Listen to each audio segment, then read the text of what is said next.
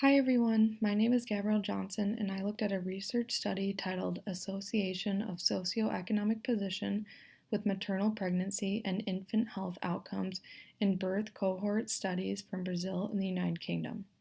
I'm going to outline some key ideas and concepts from this study. This study relates to the Healthy People 2020 because it focuses on how health disparities affect maternal and fetal health. It looked at health equality, socioeconomic status, and health disparities. One of the Healthy People 2020 goals is to improve maternal and fetal health, which this study focuses on. This study looked at socioeconomic position, which is social and economic factors that influences a person's status within a structure of a society. Two main factors are education and income, which are frequently used as generic indicators of SEPs that are related to a wide range of health outcomes, including morbidity. Pregnancy and early childhood are the most vulnerable times when adverse socioeconomic circumstances have long-lasting effect. SEP disparities in public health research include intrauterine growth restriction and preterm birth that are considered key outcomes due to strong association with infant mortality, long-term morbidity, and high healthcare costs. Inequalities in health outcomes affect factors that determine health, such as smoking and nutrition during pregnancy, which play an important role in health inequalities. Smoking while pregnant is a major determinant of impaired fetal growth and breastfeeding, which contribute to higher rates of illnesses among children in low-income families. In the study, researchers examined the association of maternal education and family income with maternal and infant health outcomes in a birth cohort study from a high-income country and from a middle-income country. These study populations were chosen to reflect populations with different levels of wealth and socioeconomic inequalities. The study started during pregnancy and aimed to enroll all women who were residents in the county of Avon, England, who had an expected delivery date between April 1, 1991 and December 1992. A total of 14,541 pregnant women were recruited and 13,678 births were used. They recruited expectant mothers residing in the urban area of Politas, Brazil, and because of the smaller sample population, they only had 3,907 subjects. Researchers only use live births. They recorded data during pregnancy, after birth, and again 12 months later. This is a prospective cohort study. The participants were chosen based on their socioeconomic status and whether they were exposed to some of the events such as smoking. They were then followed forward in time to see how the exposures affected health outcomes like birth weight and length of time breastfeeding. Researchers surveyed the women and asked them about their education history and smoking history during pregnancy. They recorded preterm birth, defined as birth occurring before 37 weeks of gestation.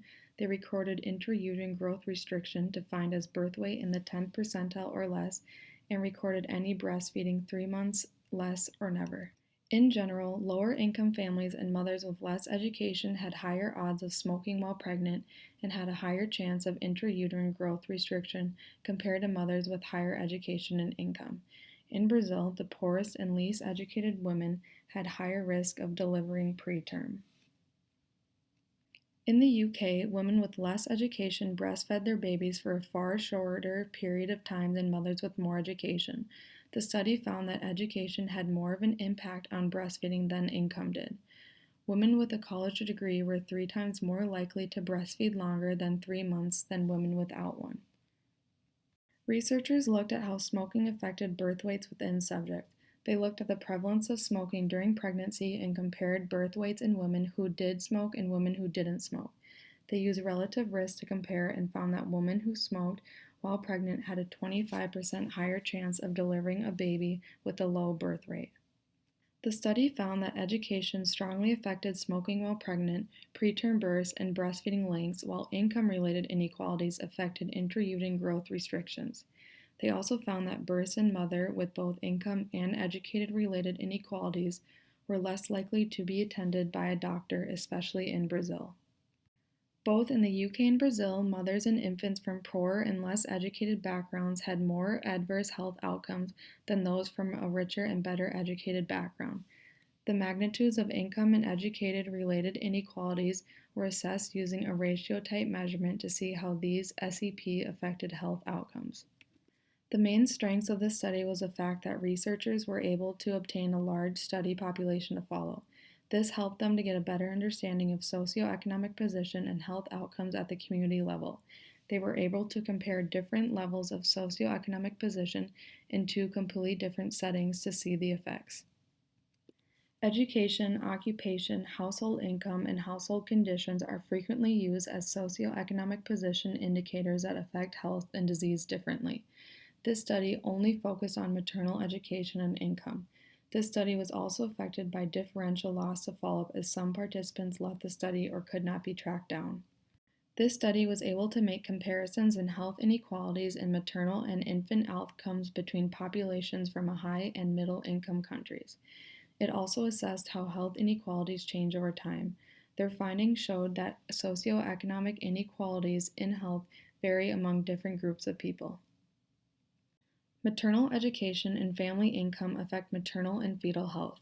Future research should focus on other socioeconomic positions such as household conditions, nutrition, and environmental factors to see how that affects maternal and fetal health. Research should also focus on any solutions that could be implemented.